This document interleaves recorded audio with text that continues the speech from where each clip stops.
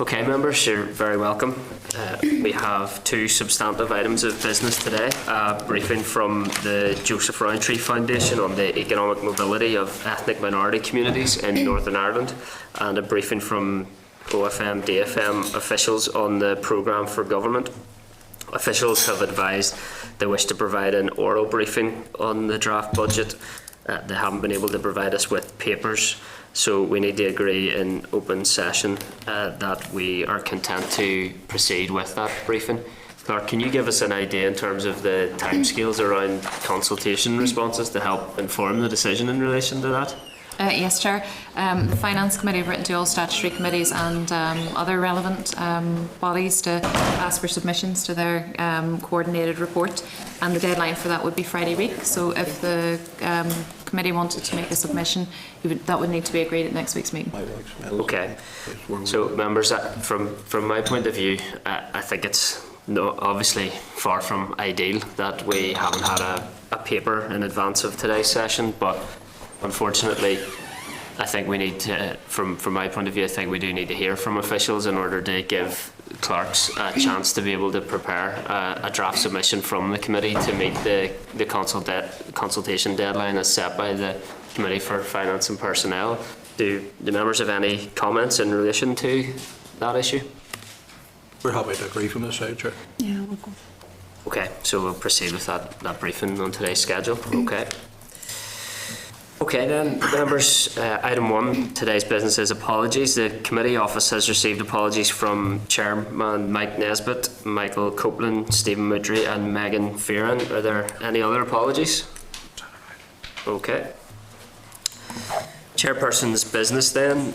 Members, the department has indicated, as I've said, that we'll be getting a brief on the 2015-2016 budget today.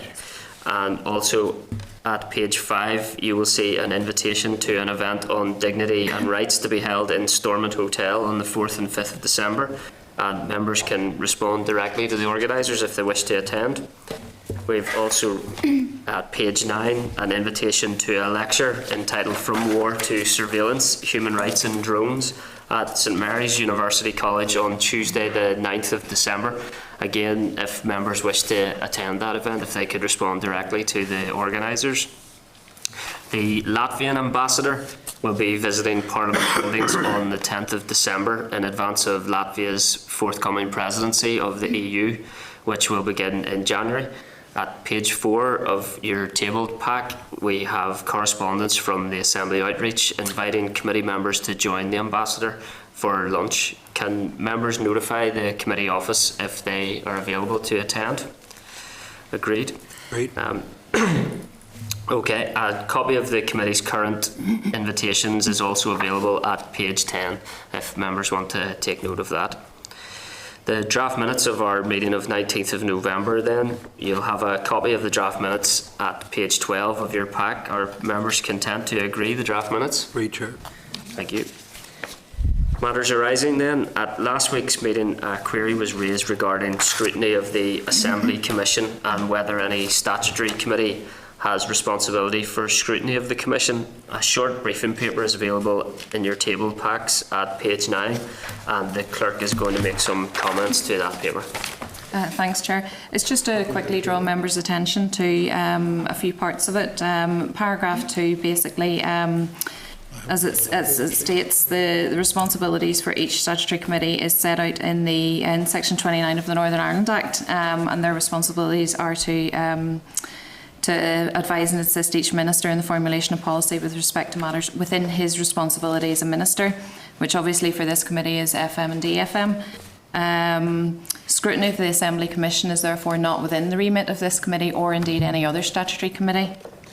And the specific issue that was raised with regard to the policing presence at Parliament buildings may relate more to the remit of the Justice Committee.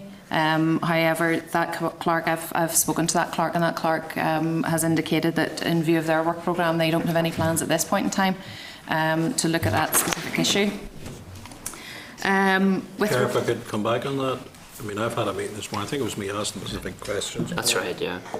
I've had meetings this morning. The issue is around the amount of money that was being charged twice to the public purse, as I see it, in terms of Chief Constable getting the budget first and then the Assembly having to pay. We heard the figure over £500,000, and we were told it's been reduced by 160,000, which I think still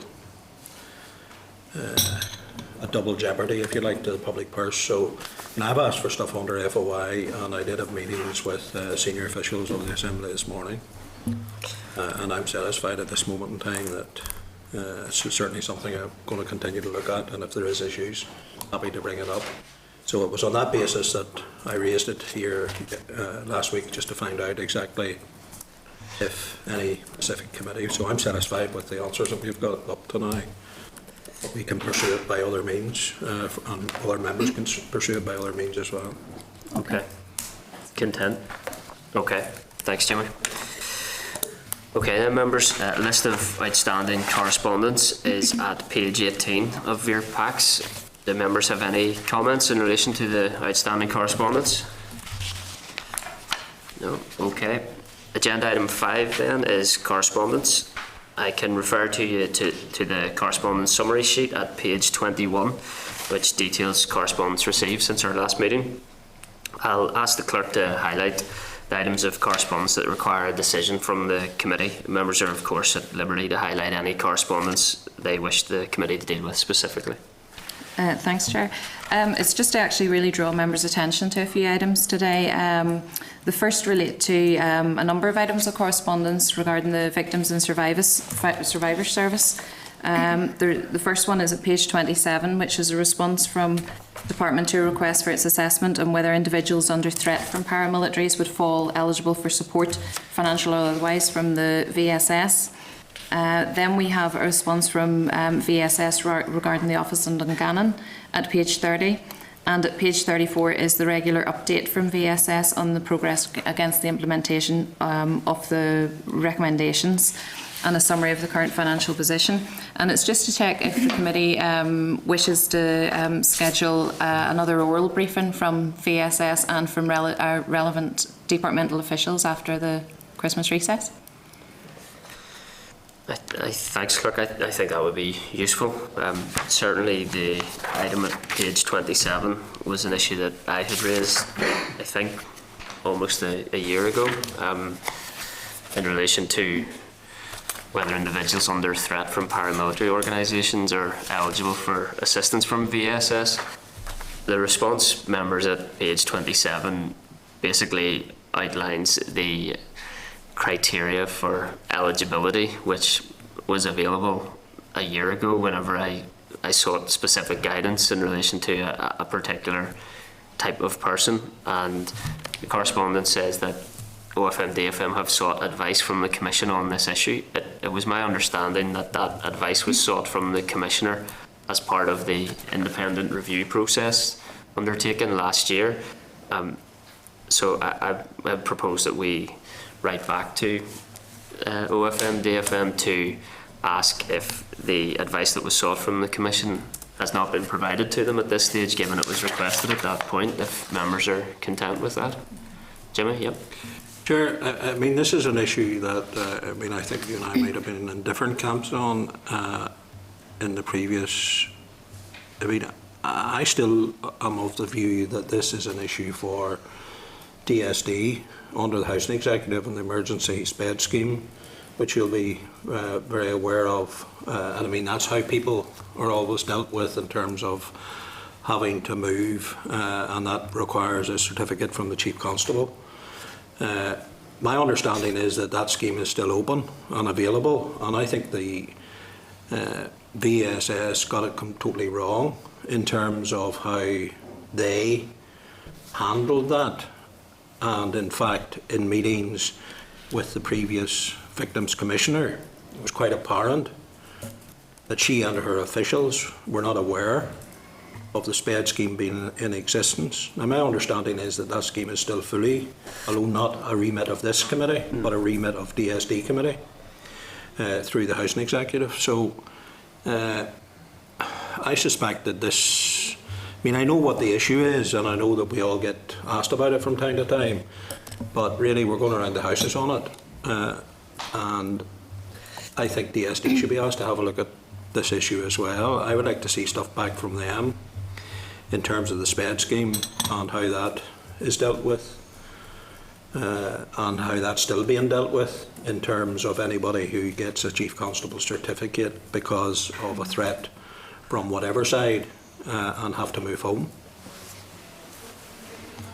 Yeah, I'm certainly happy for us to write to DSD committee to seek update in relation to the operation of the DSD SPED scheme. Jimmy, you'll agree with me. I would imagine that the threshold for assistance under SPED is significantly high. Well, I suppose the particular issue in relation to this was whether or not people working to assist people who had received paramilitary threats were eligible for assistance to complete that work, because it was proven productive in terms of removing people from that threat, and whether or not people who were experiencing that threat were technically victims then. I mean, Chair, you'll be as aware as I am of the high costs of having to move people in the SPED scheme, and you know, the eventual sale of properties and all the rest of it if those individuals are in privately owned properties. So, I mean, I think to jump in and give people, if you like, hope that something's going to be done is wrong, because, I mean, that SPED scheme has cost multi-millions of pounds, and I mean, I think we need to be sure. And I mean, I hear what you say about the threshold, but I think the threshold has to be high so that it's not abused. In other words, it still needs to have a certificate from the Chief Constable to say that it's an absolute necessity, because I hope you would accept, as I would accept, that it could be open to abuse. Okay, well, we can write to DSD committee. The response from OFM DFM has said that they had sought advice from the Commission on this issue. Are members content at the least to write back and to ask when that advice was sought and when they expect to be in receipt of the advice? Fairly procedural. Content? It's a sensitive issue, so... Yep. Yeah, it is very sensitive. Okay. Absolutely. Okay. Members want to raise any comments in relation to the office in Dungannon or progress against implementation, and whether we are content to invite VSS and officials to brief the committee in the new year? Is the office still opening, or is it a post box? Do we know? It says in the notes they've actually, Chair, found new premises. Okay. And it's going to be run at a reduced rate. Okay. Reduced by £43,000 a year, which I think is actually quite prudent. Part of the issue was it was never opening. I think it'd be prudent to take a briefing in the new year to seek update on some of these issues. Agreed, yep. Okay. Okay, members, at page 55 of your packs is a response from the department to queries raised during the briefing from officials on Together Building a United Community briefing. This includes a list of the summer intervention schemes funded during 2014. Do members have any comments or follow-up questions? No? Okay. Are members content to add the correspondence to the committee's inquiry papers on Building a United Community? Thank you. Okay, members, item 6 is our briefing by the Joseph Rowntree Foundation. In June, the committee received a request from the Joseph Rowntree Foundation for an opportunity to brief members on the findings and recommendations contained within its research examining the economic mobility of ethnic minority communities in Northern Ireland.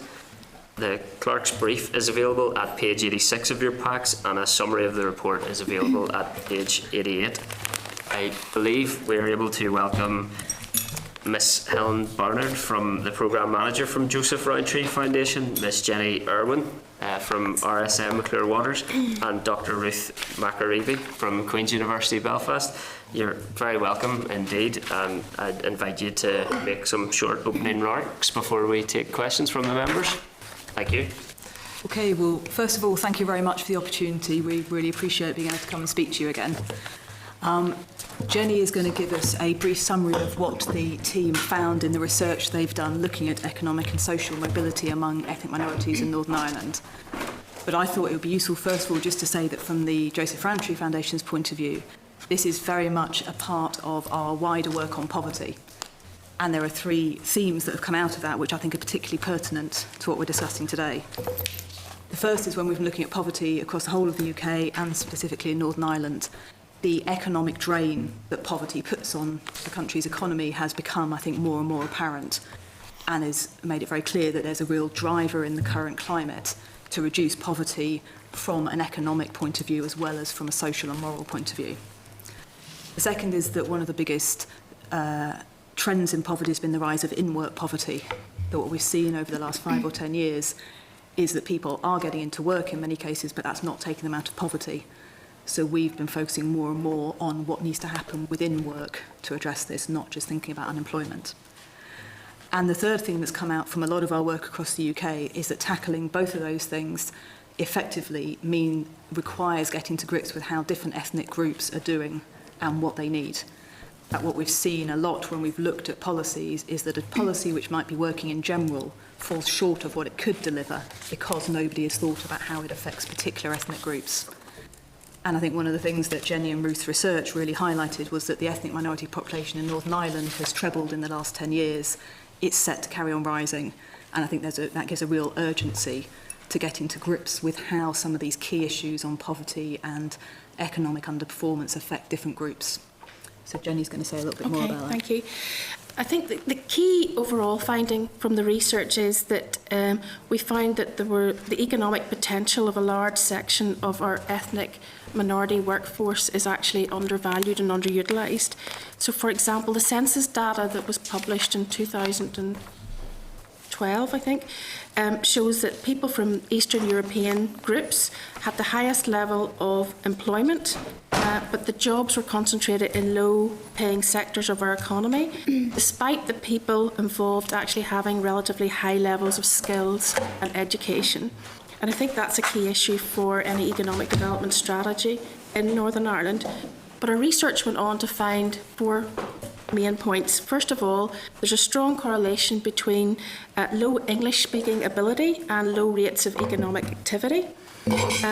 Secondly, we found that employment agencies play a very significant role in getting people from ethnic minority groups into employment. And there's evidence that some agencies in particular hold typical views on what sort of work people can do, and this ends up funneling them into certain careers, limiting their progression and limiting the potential for economic impact in our society. Thirdly, ethnic minority group employees spoke to us about their lack of awareness of DEL's qualification equivalency service, which means that they're unable to check how their qualifications from abroad translate in Northern Ireland, and that could potentially be holding them back. Finally, employees spoke to us about their varied experiences of work, and a key issue there is the culture and the leadership and the management of the companies that they're involved in. And when we spoke to employers and employer representatives, they welcomed the research and felt that it was very useful that was being profiled in Northern Ireland. And CBI and FSB in particular highlighted that they would be keen to get behind some work which would allow best practice profiles to be presented so other companies could learn about how to deal with these issues in the workforce. So I think that's important, but our research also highlighted a number of ways in which government and this committee could help. And there are 3. First, there's the racial equality strategy, which we feel needs to put the focus on decreasing poverty and improving employment outcomes for ethnic minority groups at its core.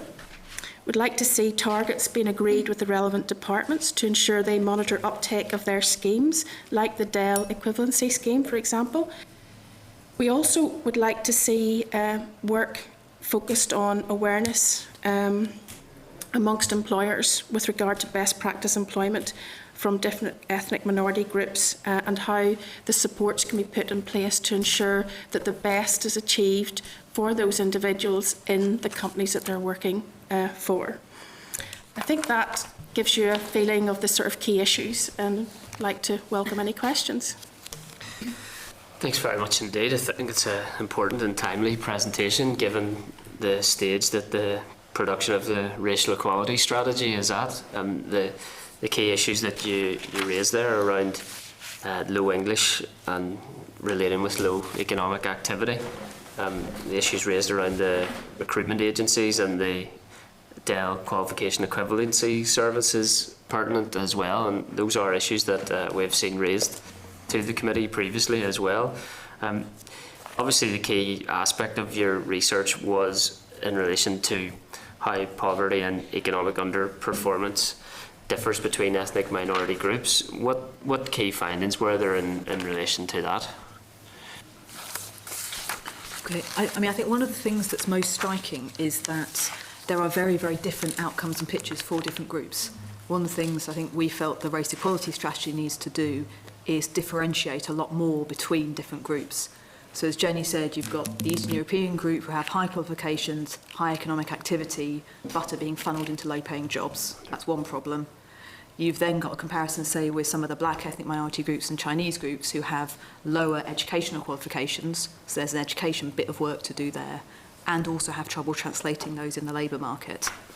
And then you've got a different set of issues for the Irish traveller community.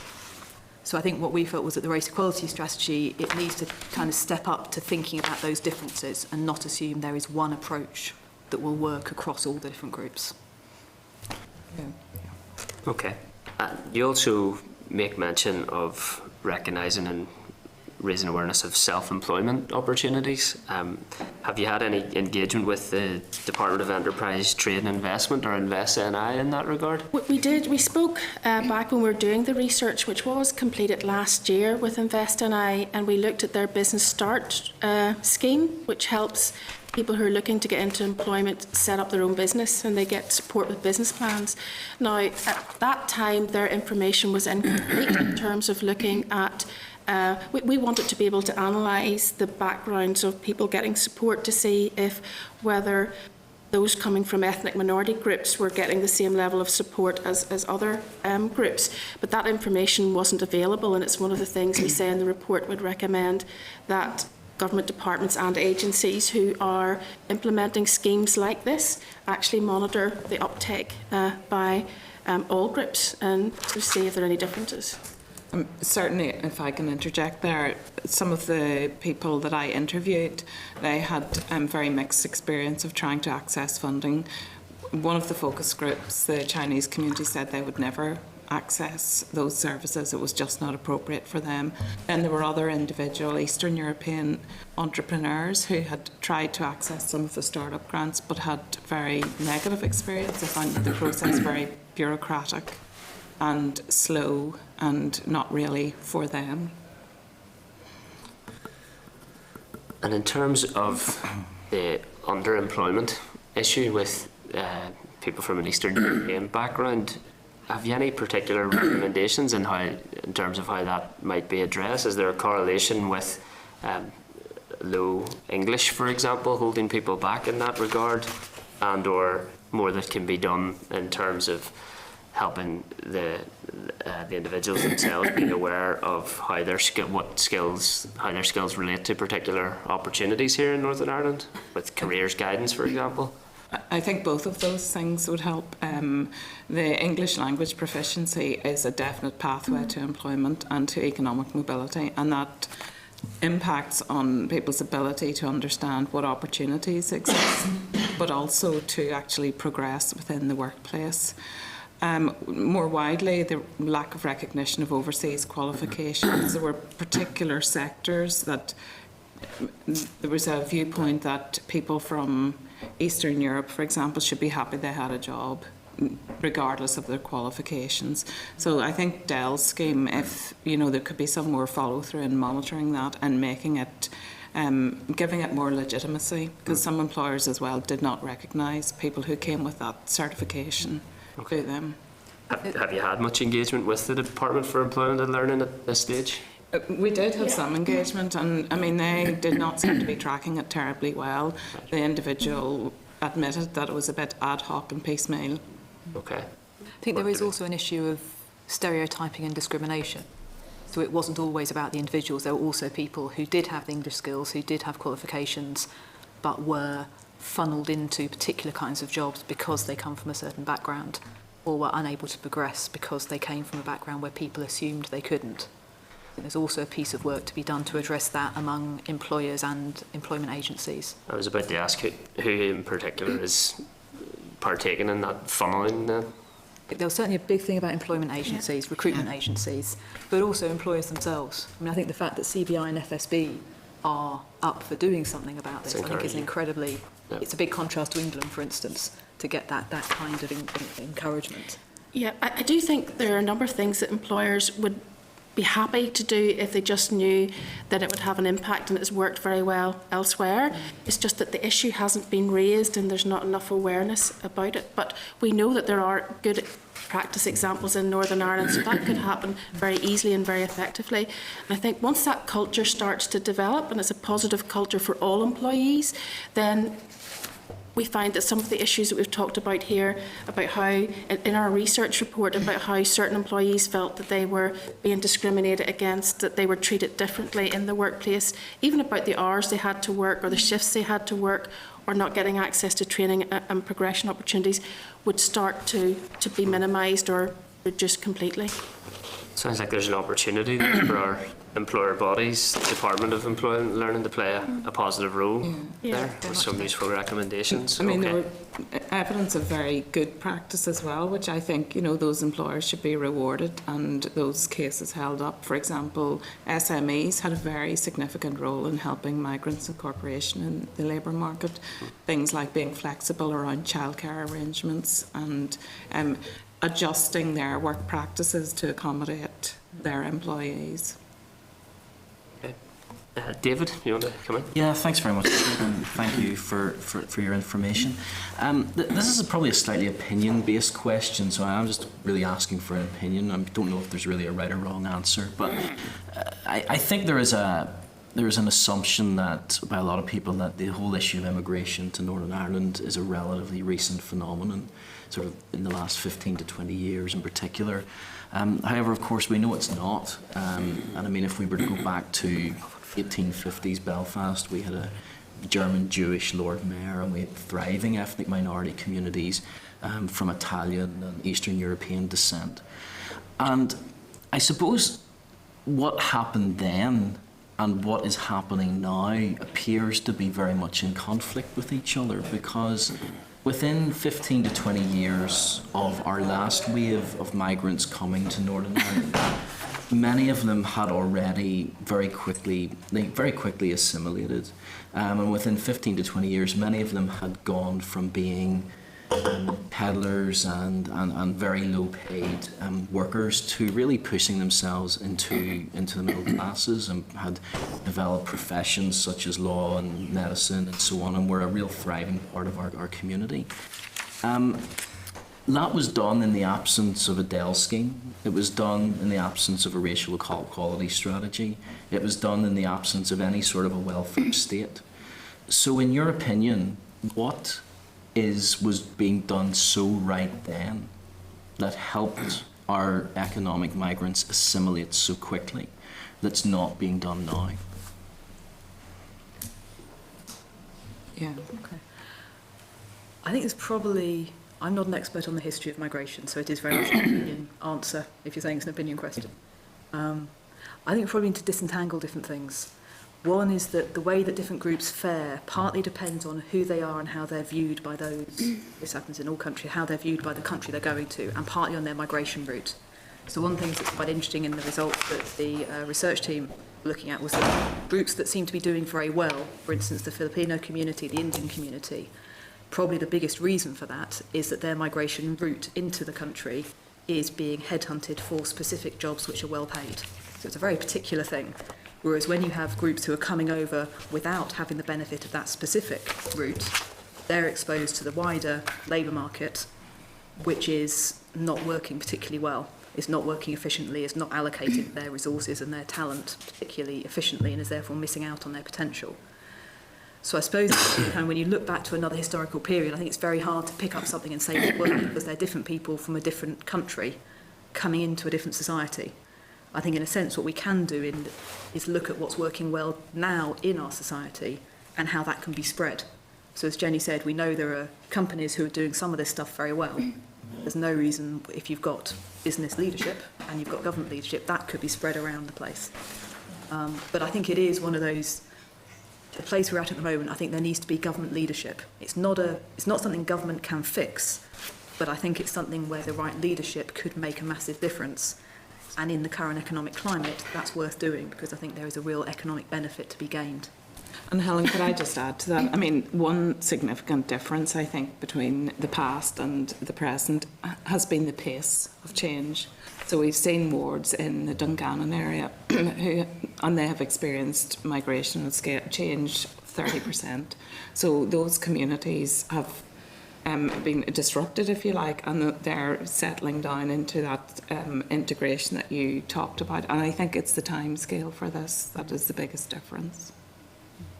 And through the chair, I mean, what do you think we can be doing? Because assimilation in this context seems to be a bad word. I know I've spoken at conferences because I've done some work with our ethnic minority communities here in Northern Ireland, and it's generally a term that is at times viewed upon quite negatively, in that assimilation is effectively taking away an identity from someone who wants to be Lithuanian in Northern Ireland or Polish in Northern Ireland, who of course they're entirely entitled to celebrate identity. But assimilation is obviously a much better approach, in my view, than just aiming for integration, because you can be integrated without being assimilated, but you can't be assimilated without being integrated. So how do we present an environment? How do we provide an environment where that can happen? Because I think that the criticism is this, and you know it, but I mean, I've seen it in real terms. I mean, I was working recently with a family who were seeking asylum. And I know it's a slightly different issue, but it broadly in the same context. And they had been granted asylum in the Czech Republic, but yet continued to fight to have their asylum in Northern Ireland. So it kind of took away a little bit the argument that they only wanted refuge because they felt threatened in their own country where they were from. And I'll not go into the where they were from. And I think that's at times what creates tensions whenever it comes to the issue of you know, how we deal with all of our migrants. So how do we get it back to what we used to do very, very well, and that was help our ethnic minority people who come to this country to assimilate rather than integrate? I'm sort of trying to get it, and somehow I've never received an answer that entirely helps me. So no pressure. I'm not sure that we have a direct answer for you. I think what I would say is that one way into this is to focus on issues around poverty, because an awful lot of tensions very often arise from the underlying economic and social disadvantage. And that isn't just about the disadvantage of migrants or asylum seekers, it's about disadvantage across the board. If you have an anti-poverty strategy that works for all those groups, a lot of the other problems become much less fraught, and you have a much better atmosphere in which to try and tackle some of these really deep-seated cultural issues. But I think if you're not tackling the poverty and the economic disadvantage effectively, getting to the other stuff, I think, is incredibly difficult. If I could just add to that as well, whenever we went out to talk to employers, I think they had an interesting perspective on it, because we had employers that had said, well, we have worked very hard to make sure that all of our employees are working well together. And we had at least 2 employers that said, well, we've come through different situations, and at the start we started to see that we had factions building up. We worked hard to make sure that that didn't happen. And one of the things they did was make sure that the people working in their companies who didn't have English as a first language were supported and trained through training in the company to make sure that their English was brought to a level where they could helpfully work with others and they weren't being disadvantaged and left out from social gatherings or work-related meetings and that sort of thing. So that they worked very hard to make sure that people were working well together in the workplace. And they said to us that that helped in terms of the local communities in which those people were coming from. And I think that's where our research worked at that level. We didn't really go beyond it too much. Yeah. Thank you, Chair. I could No, talk about this all afternoon, but Yeah, no, but there's clearly key themes coming through there though. Language skills, careers guidance, skills recognition, value the contribution employee has to make, best practice leadership and management. So there are steps being pointed to, I which I Chair, think is encouraging. We're Yeah. kind of falling between two stools in that 150 years ago we did nothing to help ethnic minorities, but yet they managed to integrate very well. Now, by doing something but maybe perceived not enough, there's real problems coming on the back of that. So, you know, this kind of halfway between all and nothing, there clearly are some issues. I'm not saying we should do nothing, but I think the it other did seem issue, to work. I think the other issue is that the numbers have trebled in the last few years, which is meaning that the pace of change and the scale of change is impacting. Okay, bring Alex in. Thank you, Chair. First of all, apologise for missing the start of your presentation. But when I came in there, you were addressing a number of matters there which you wanted the committee to, and the department to deal with in terms of the start off, I think, was the racial equality strategy. I know that's slightly removed from what you're talking about today, but it's all connected in my view. And I think you did mention that you would like to see further drilling down, I'm paraphrasing, but drilling down into racial equality strategies in terms of the differences within different communities. And certainly, I think it's still shocking that the most disadvantaged section of our community still seems to be the travellers, despite the fact that they're here longest, but there you go. So we're clearly not doing something right when there's a section of the community still at such levels of disadvantage. Then we have the Roma community and other communities which in my view suffer similar levels of that, but there are some efforts at least to tackle some of that. So really, I think for us the balance will be to try and strike of having a racial equality strategy which covers all of the core issues and the key issues, but at the same time having enough subsections within that which does specifically deal with communities with differences and different challenges, I suppose, to meet. So have you any advice to give to yourselves as to how we could try to work with the department to strike that balance, if you know what I mean? Because again, it's about seeing the wood for the trees, so to speak. I think I think for me, for the race equality strategy to move it up a level, I think the core is to get a set of outcome measures and targets which can be agreed upon. I think if that is right, then everything else will flow from it. So, for instance, if we could put together a set of targets which are about work, education, health, housing, you could say there, look at attainment and education. To say the target would be to raise the attainment of lower income children and to have that equally happen across ethnic groups, all ethnic groups in the society. If you have that kind of target and then you have the data to check how you're meeting it, that then will point towards where the gaps are for action. But I think in a sense it's about starting by defining what are the key targets in relation to this, what are the key outcomes, and then you can work back to therefore what data do you need to monitor them and what actions does each department need to take. And that, I think, gets round this kind of sense of there's too much wood, because you look at each set of outcomes and then you monitor to see which ethnic groups are doing better and worse. Does that make sense? Yeah, so really what you're doing, you're coming at it from the opposite direction insofar as you want to know what you establish a set of baselines for outcomes. Yep. And then you have to work out how does everybody attain those. Absolutely. And if you happen to be on a lower level because you're from a Roma community, then we need to look at that in more detail. That's the point you're making. Yeah. And then that feeds through into other strategies. So you then have to look at your skills strategy, see if that is delivering on the skills outcomes across different groups. And if not, how that varies. You'd look at your child poverty strategy, and is that delivering on a child poverty outcome across all groups? And then again, you can highlight where you need to build in extra things.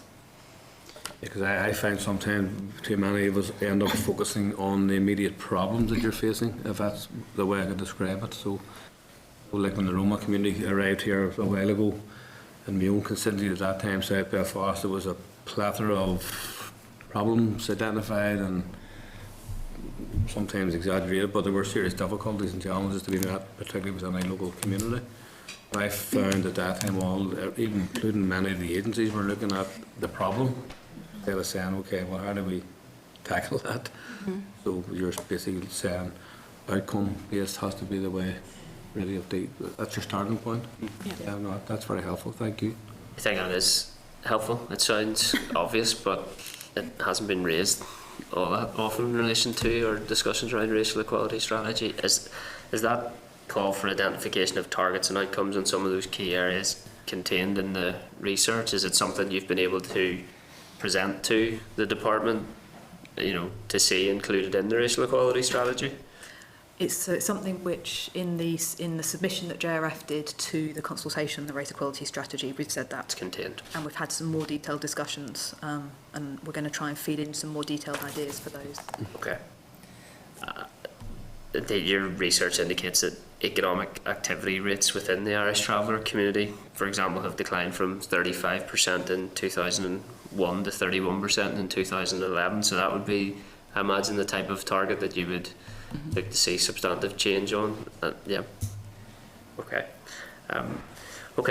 Brenda wants to come in as well. Yeah. Thank you, Chair, and thank you for your paper. It was very brief but packed full of information. So it was quite interesting to read. We've heard through committee how English is a barrier to a lot of jobs, yet we see there's been increased migration from the A8 countries since the 2004 joining of the EU. And most of the A8 countries actually do have a good command of English language, but yet we find even though they're highly educated, they are stuck in the lower paid jobs. Have you found that even within the different ethnic groups there is a sort of hierarchy of prejudice in that maybe they are seen to be coming and maybe aggressively seeking jobs, whereas the Asian community are, like say, they're headhunted for the higher skilled jobs? Have you found that there's a hierarchy within that? And also you talk about the informal employment practices. Is that the hidden workforce? The people are coming in and they're working for cash in hand, and so they're not able to meet rent costs, they're not able to, so they're stuck in bad housing and maybe in not so good areas. Can you just explain more about the informal employment? Can I start on the informal and I'll leave somebody else to tackle the other issue if you don't mind? The informal employment practices really refers to individuals who come here but they don't want to go through the formal application process, and what they tend to do is rely on their family networks. So they'll maybe end up in, for example, a food processing company because their brother-in-law or their sister-in-law is already there and it's the easy option. So they'll go for a quick interview and they'll be in because the employer is looking at basic skills. And when we spoke to certain employers, they'll say, I actually don't know what skills and qualifications some of these people have. We brought them in to do this job. We know that they can do this job.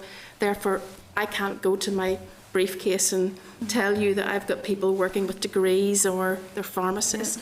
But in actual fact, in the focus groups, we were finding that that's exactly the case. So the informal network is really about people using their own contacts, which tend to be other family members who've come here first. Okay. So it's official work, it's not cash in hand work, it's just kind of word of mouth. Yeah. I mean, that feeds back in, Chair, to actually a family friend who's from Lithuania and he's a doctor, but he's actually a doorman in Belfast.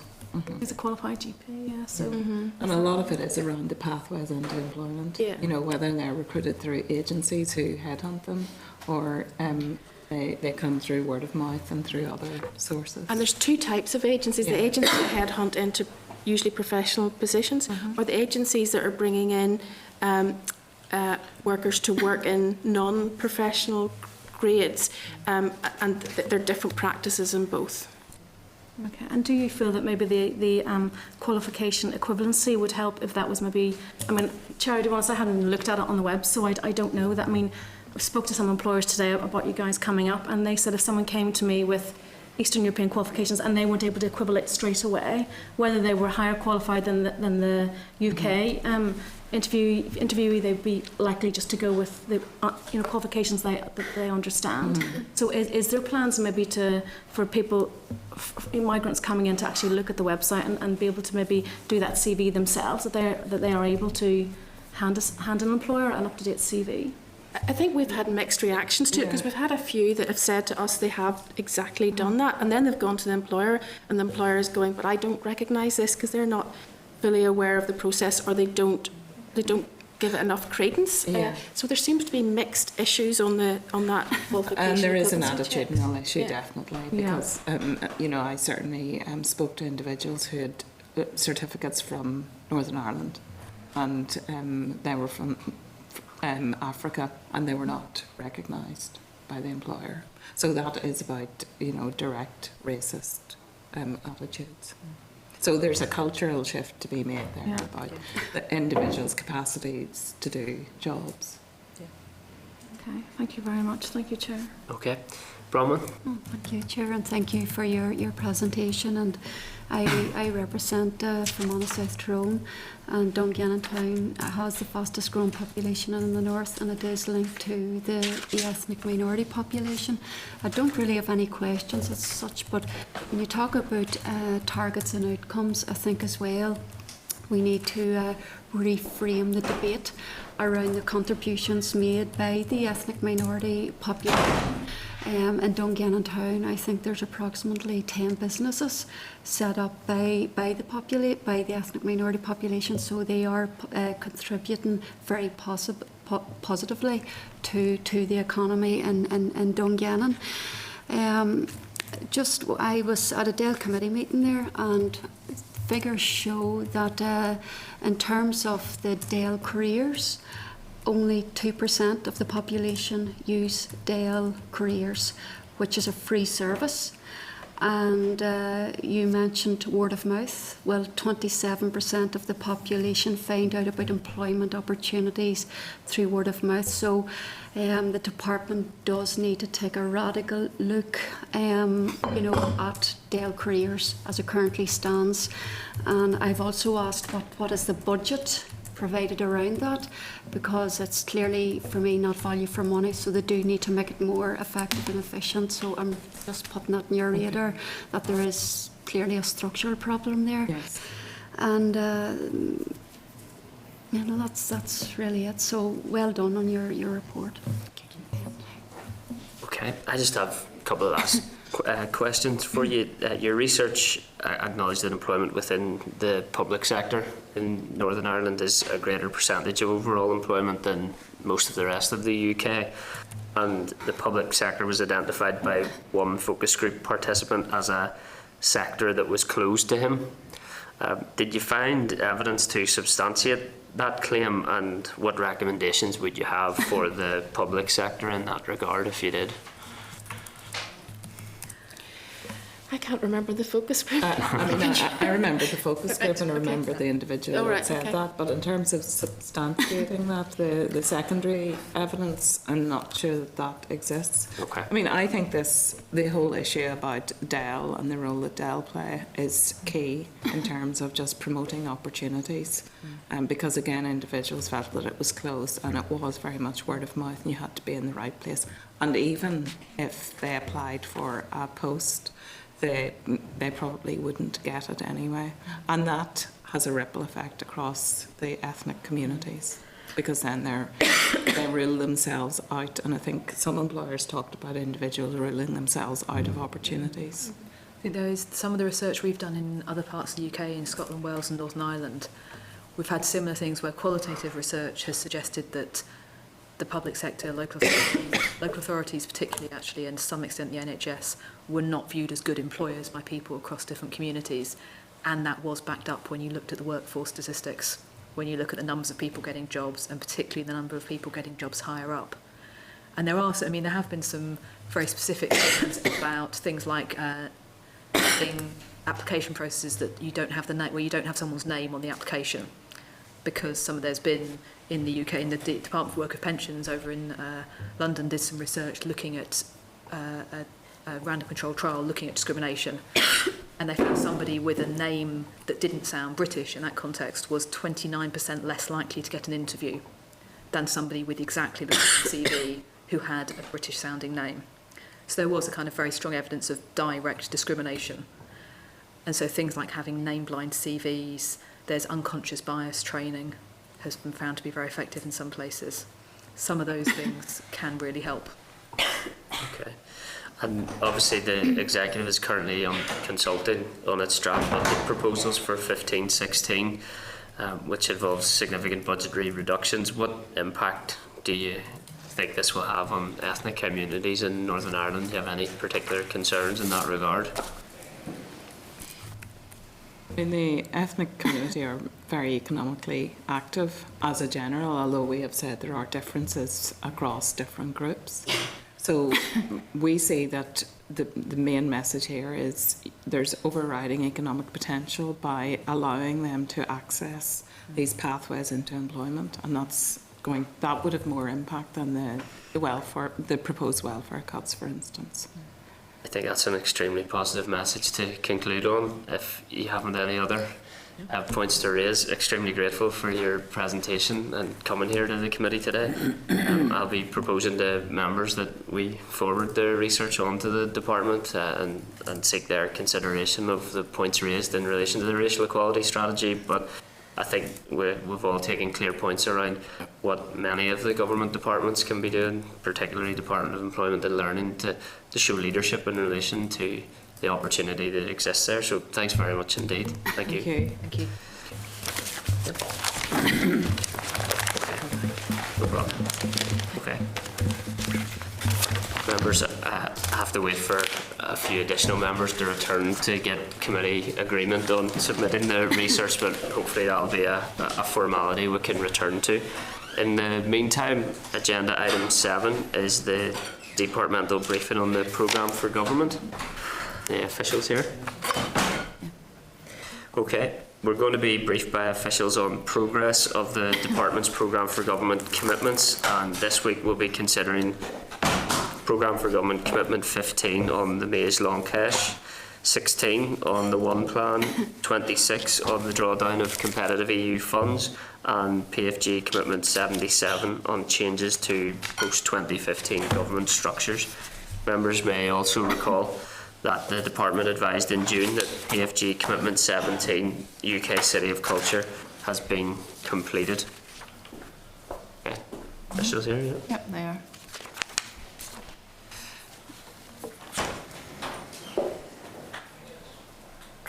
Okay, members, at next week's meeting, officials are scheduled to provide an overview of the PFG as a whole and progress on the remaining PFG commitments. So at page 95 is Clerk's brief, which is followed by a copy of the Hansard from the previous briefing on Wednesday the 18th of June, and your blue folders have been updated with papers from the briefing in June.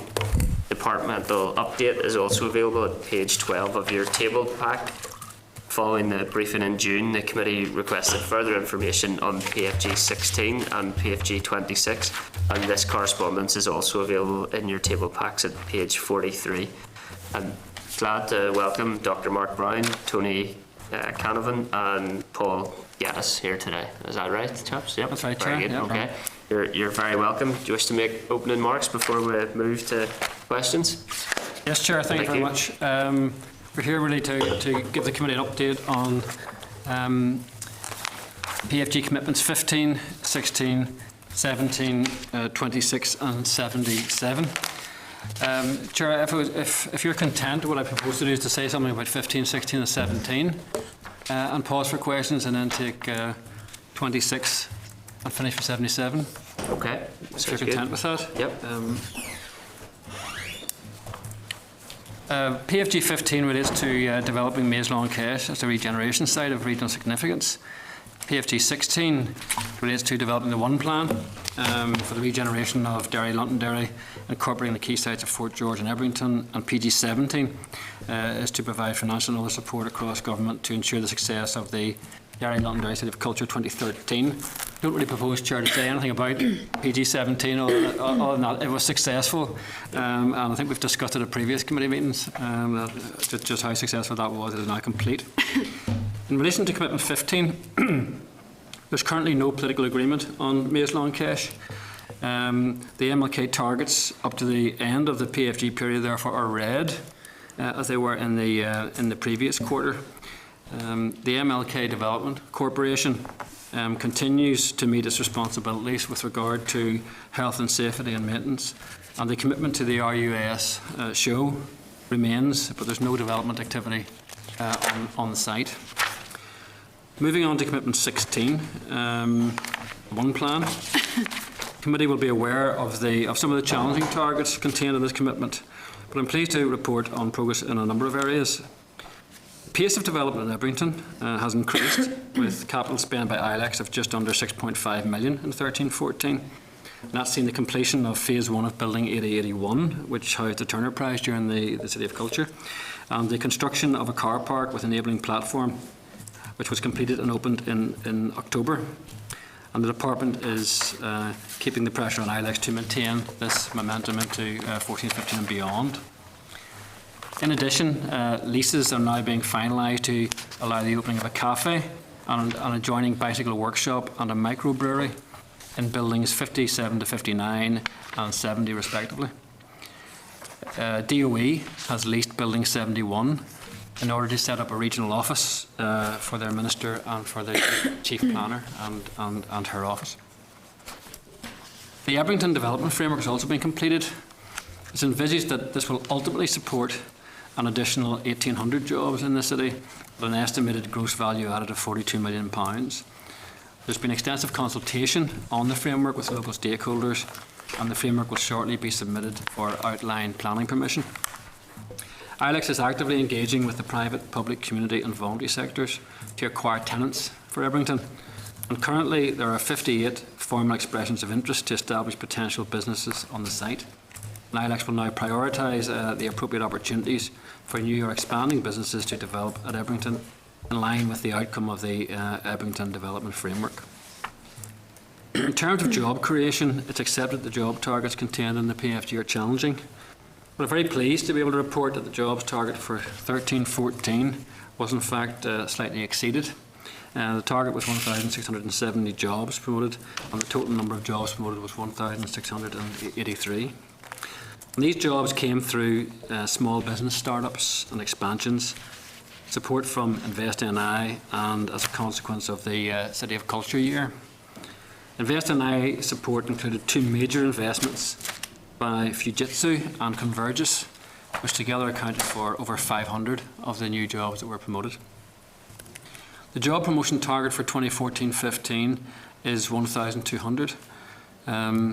This will be challenging to meet in the current fragile financial environment, and returns from InvestNI departments and Derry City Council to date show that 444 jobs have been promoted so far this year.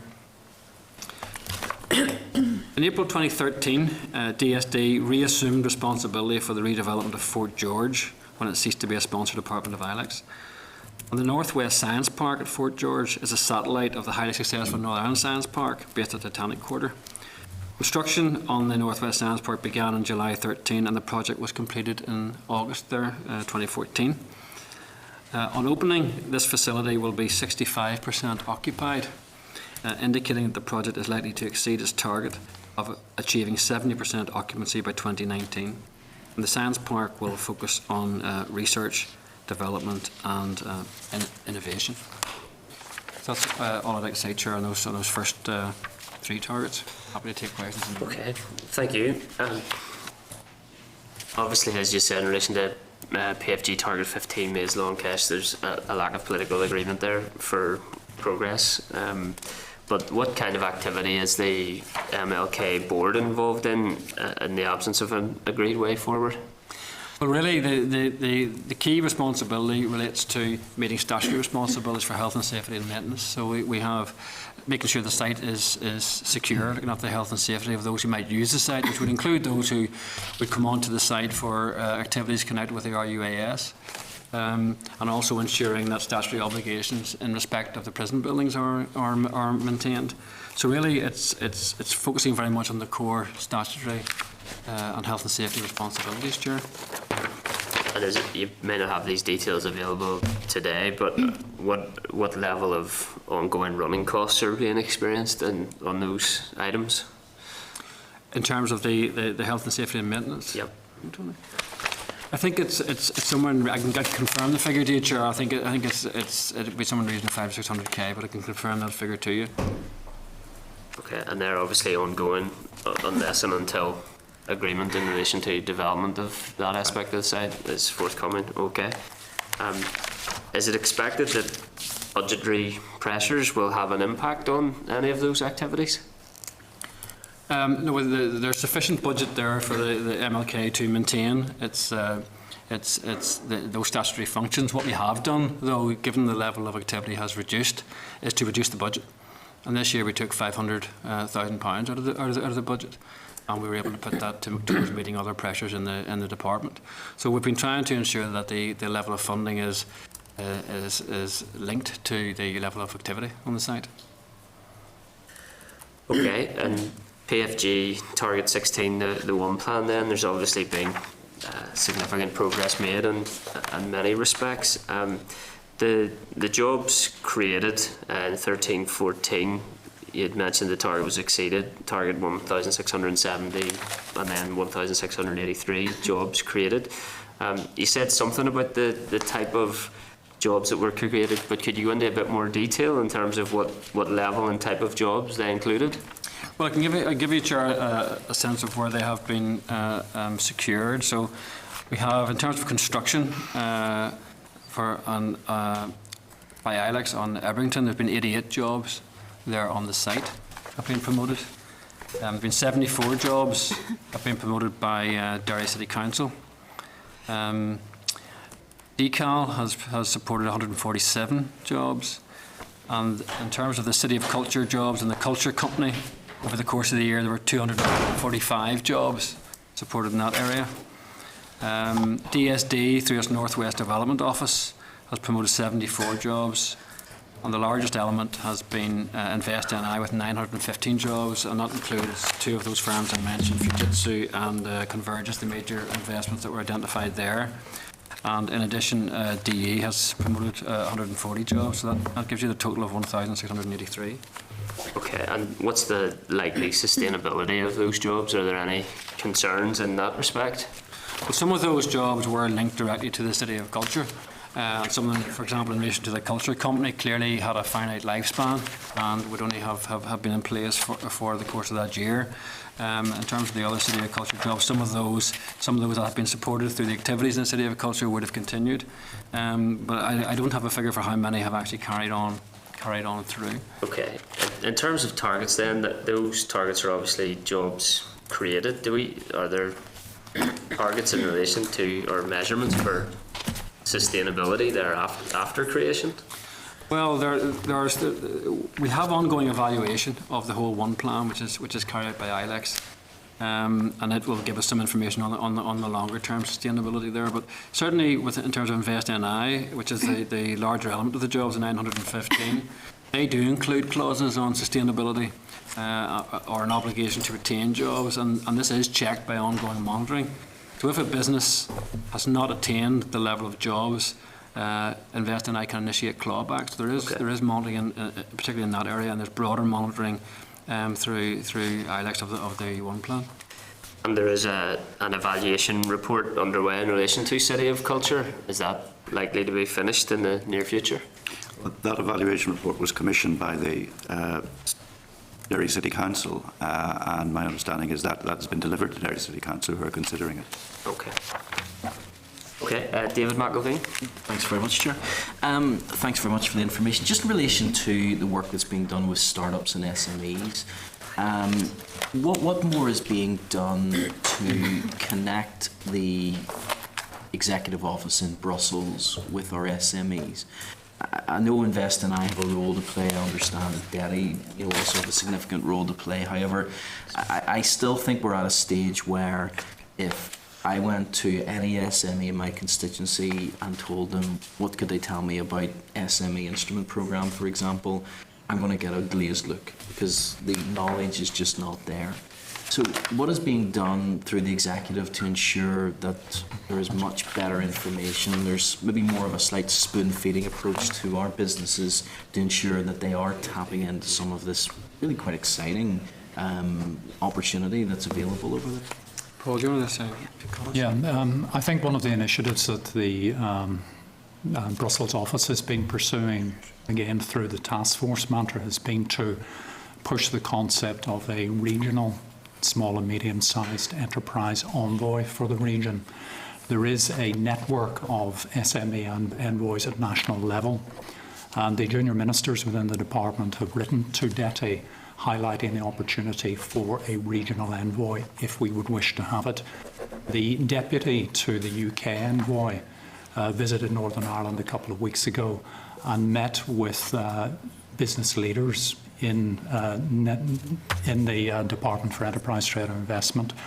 and a number of possibilities were raised there, including this potential for a regional envoy. So that's a live issue, and that opportunity was created by the Brussels office through the Commission Special Task Force. So it's a live issue. DETI are in the lead on it, and the Brussels office will then support as appropriate to ensure that that is delivered upon, if that is what those with responsibility for economic policy and delivery to SMEs are convinced that it adds value. Certainly, at the meeting I attended, it was a very valuable opportunity to explore those issues, and the potential exists for other European member states to offer something similar. Thank you, Paul. And through Mr. Chairman, do we have any idea, Paul, if that was to get the green light, how long it would take to have that rule implemented and up and running? Well, there is an existing member state network. So without wishing to prejudge colleagues who will make those kinds of decisions, I don't see it as being particularly difficult. I think the main issue is identifying a representative for the region, should DETI wish to proceed with it, and for that person to get plugged in as soon as possible. From the Commission end, we're pushing at an open door on that.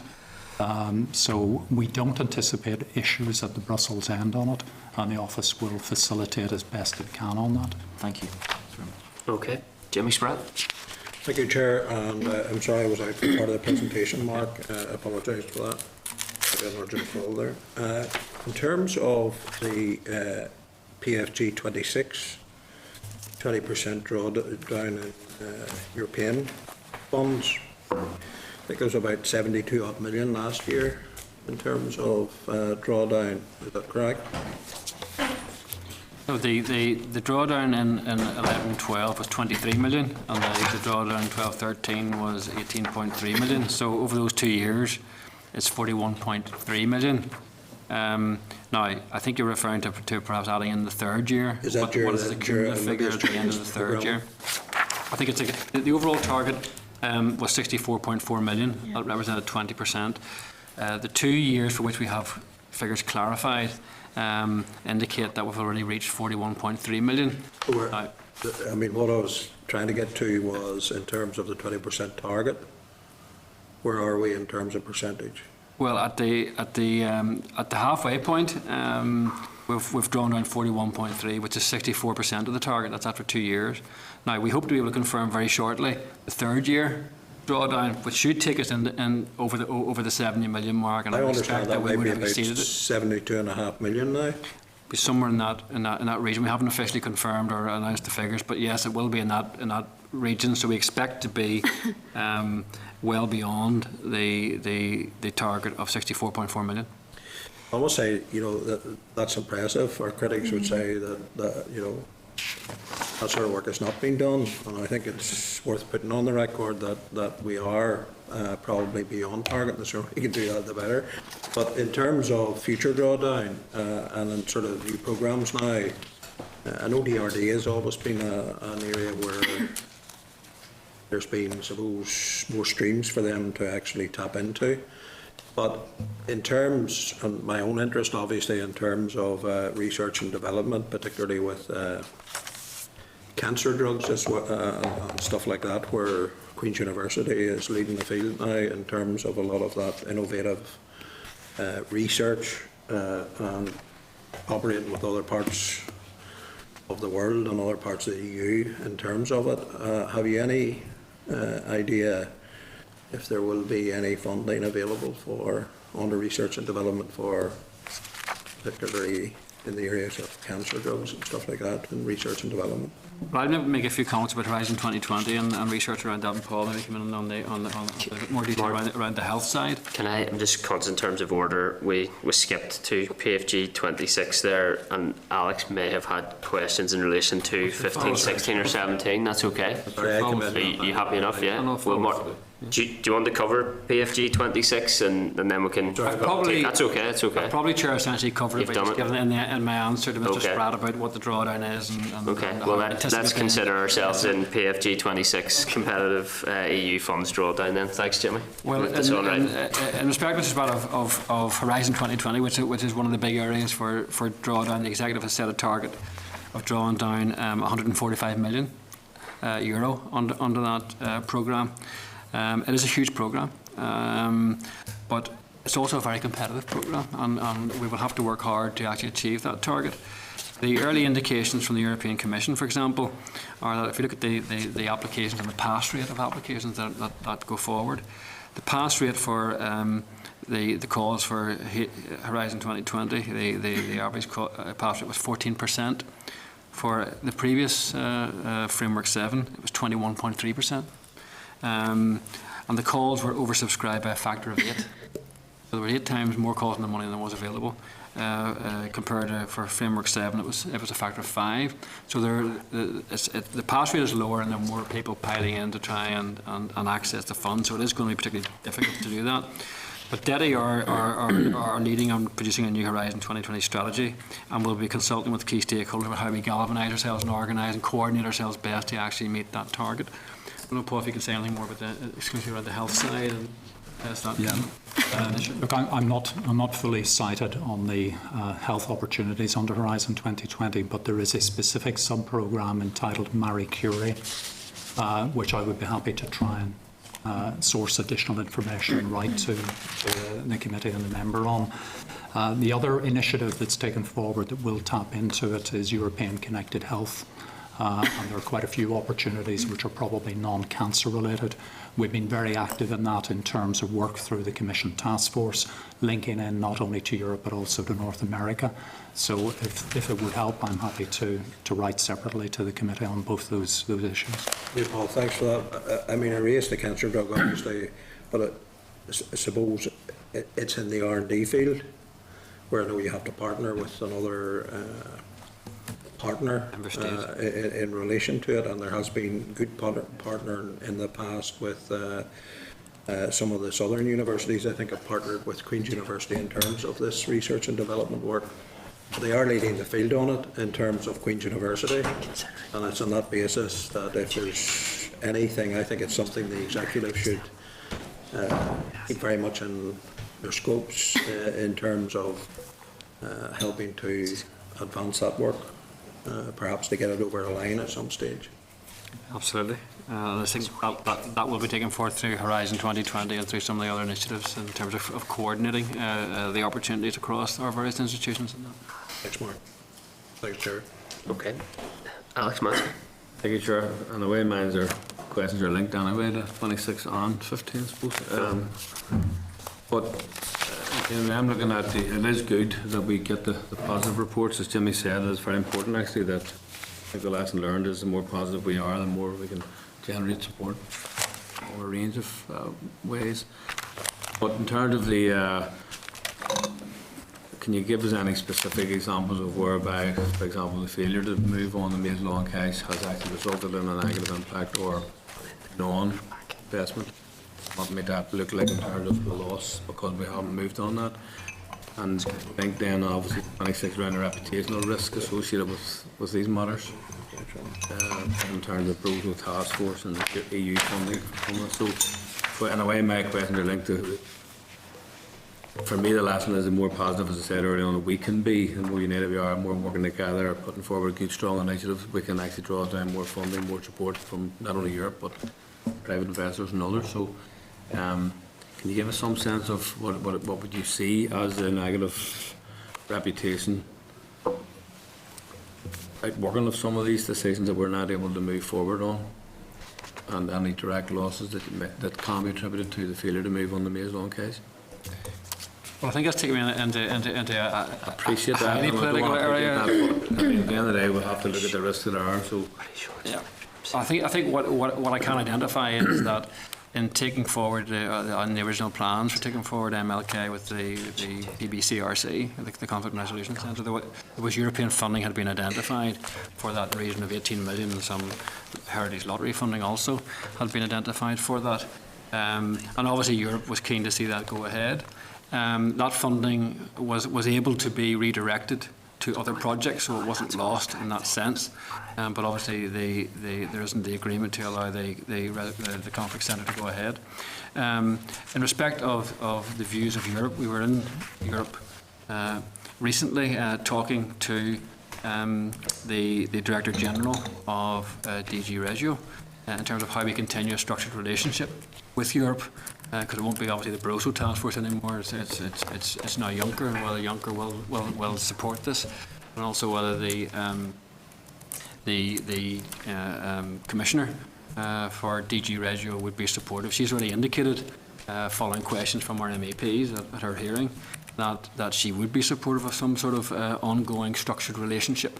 And certainly the Director General of that department also indicated that he would be taking this forward, but it would be subject to approval by the President. In the course of that, he also did indicate that obviously Europe, given that the funding had been allocated for a peace centre, were disappointed it hadn't gone forward, but indicated that they understood how difficult the whole process was, and they hoped that at some point in the future there may be the prospect for some development in that area.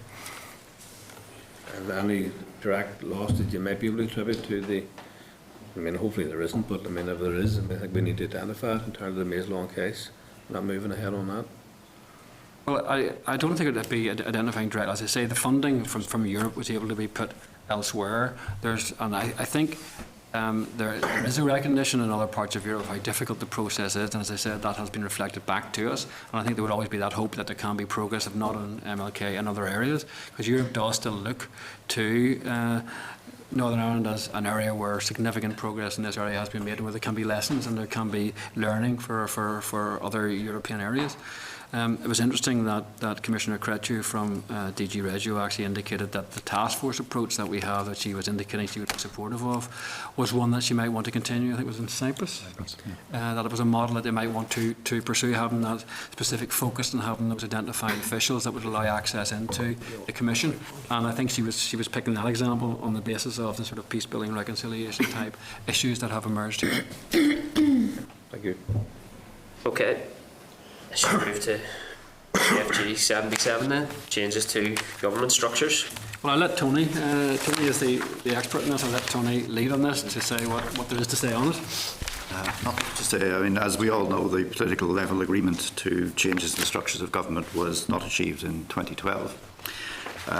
However, the extension of the current Assembly mandate to 2016 allows more time to pass the primary legislation which would be needed to reduce the size of the Assembly and to abolish existing departments or establish new ones. And it also allows time to confirm the subordinate legislation which would be needed to transfer functions between departments. Institutional reform is one of the strands in the current political talks process. The outcome of that may lead to agreement on these issues and early progress towards implementing them so that it could take effect at the time of the Assembly election planned for May of 2016. Thank you.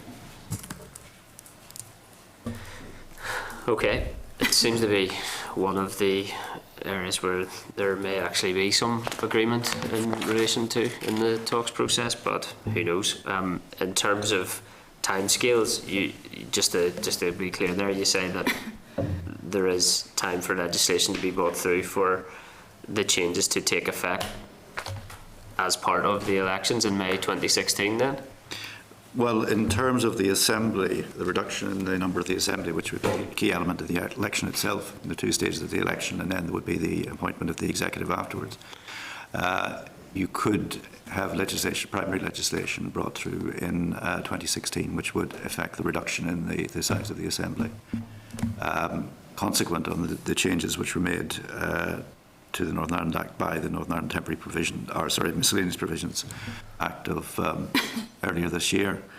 Is there time for that legislation to be brought forward before the election in May 16? It could be done. It could be done. Technically, it could be done, yes. Okay. Yeah. As you say, Chair, technically it could be done, but the time is coming rapidly to an end. Christmas is probably an end date.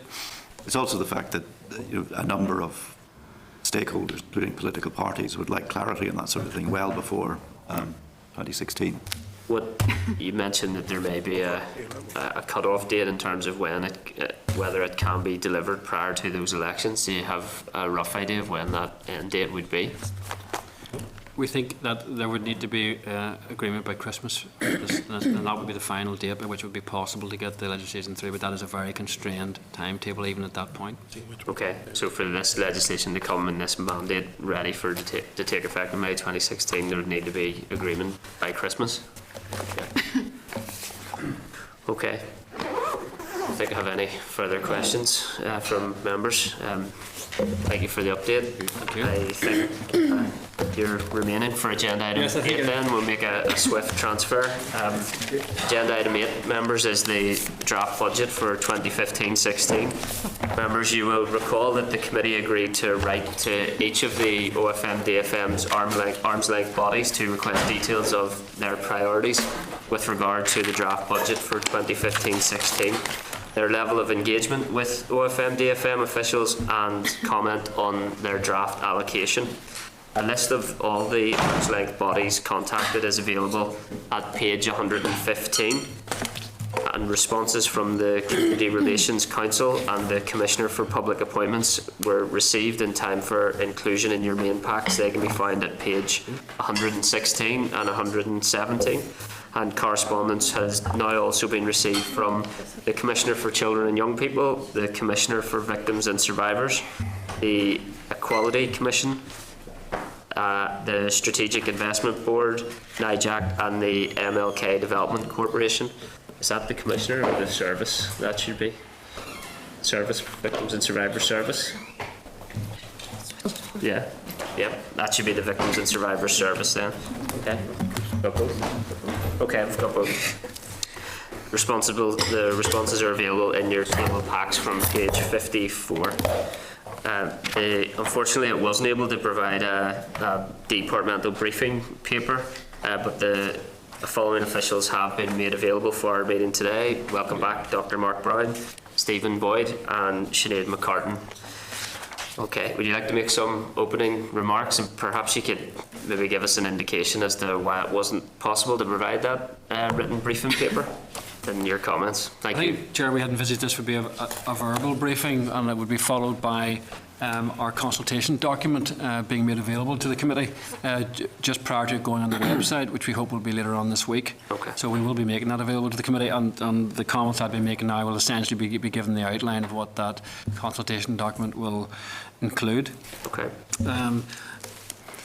Over the current CSR period, just by way of background, the department has had continued reductions to its opening baseline of approximately 9% over the past 4 years. Over the same period, the department has successfully achieved savings delivery plan targets of 7.3, 8.3 and 9.3 million, and is on track to achieve the target in the current year of 10.3 million.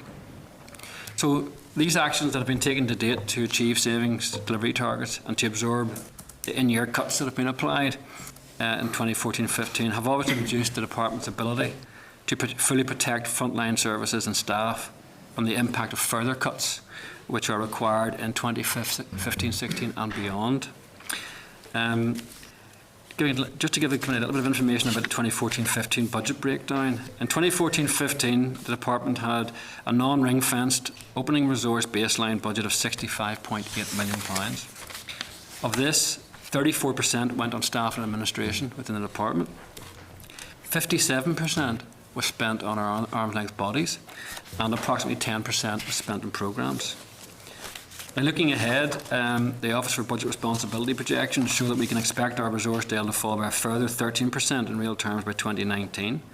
And if some departments are protected, as has been the case to date, the impact on OFM DFM will be significantly greater, perhaps in the region of 5 to 6% per annum in the years 16-17, 17-18, 18-19. Therefore, there are going to be significant challenges in ensuring that frontline services are maintained as far as possible, while retaining sufficient capacity and capability to manage and deliver these services, both within the department and its ALBs. Turning to the 2015-16 draft budget specifically, Chair, this was agreed by the Executive on the 30th of October. In relation to capital expenditure, the department has responsibility for the strategic management, regeneration and disposal of the former military sites to maximise their value for the Executive and to deliver an integrated and coordinated approach to major infrastructure investment and development. The draft capital budget that is proposed in the budget is £4.2 million. That will allow the Department to take forward further regeneration projects in Everything Barracks and Crum Road Jail, and will support the ongoing health and safety and maintenance works at Maze Lawn Cache. The draft proposal for resource expenditure provide for an allocation of 65.4 million. Now that compares with 65.8, and those are the two figures which are contained in the budget document that was published for consultation. It's very important that we look behind those figures to get a sense of what the real impact is, because that implies a decrease in our resource budget of only 0.6%. But the comparison isn't on a like-for-like basis. The draft budget figure includes £5 million of the Historical Institutional Abuse Inquiry funding, which is ring-fenced. It can only be used for that purpose. That's something we normally get from the Executive in year, specifically for that purpose. It also includes an allocation of £3 million, which the DFP Minister indicated was for victims and survivors. Again, some additional funding we received from that in year this year. So what we're really comparing is a draft opening budget with a figure which already has in it some extra allocations we would have expected to get in year. If we take out HIA and set to one side the extra money for victims and survivors, the real impact on the rest of the department's budget is a reduction of 12.8%, which is £8.4 million. So that is the impact on the areas of the department's budget other than HIA and the Victims and Survivors Service, and that's the impact that we will have to deal with our arm's length bodies and within the department. Now that is before we take account of any extra pressures that we know are coming in, such as any changes to our staffing costs. It's before we take account of any recurrent pressures, such as the China office and our international relations team, which was agreed by the Executive this year. And before we take account of the need for any developmental bids, such as for Together Building a United Community, which have tended to come in year. So the actual picture, when we look behind that overall figure, is much more stark. In terms of identifying additional pressures in 15-16 over and above the 8.4, we have identified 1.7 million, which when added to the 8.4 gives you a total estimated pressure for 2015-16 of £10.1 million. So the draft opening budget of 65.4 includes the allocation for the HIA funding, as I said, which we previously got in year. The HIA inquiry has been operating since the 1st of October 2012, and in April 2014 the Chair asked for an extension of 12 months in view of the increasing complexity of the inquiry, and it's now expected to produce its report by January 2017. The Department's also been allocated £3 million for the Victims and Survivors Service. This is a priority area for both the Department and the Executive. And it's an area where we also received some additional in-year funding in 2014-15, which amounted to 1.3 million. So the additional funding that's included in the opening budget for 15-16 will help provide a more comprehensive and responsive solution to meeting the needs of individual victims and survivors, and to supporting the groups and organisations which work in that sector. Internationally, OFM-DFM is establishing a new office in Beijing in China, which together with the NI Bureau in Washington and the Office of the Non-Executive in Brussels will ensure that our profile is promoted abroad. And building new relationships with China to increase investment, tourism, education exchanges and other mutually beneficial activities will be a key priority for 2015-16 and beyond. And the Department will also seek to build on our existing strong relationship with North America and continue to strengthen our engagement with Europe to deliver investment and growth, influence emerging policy and share our experience of conflict resolution and peace building.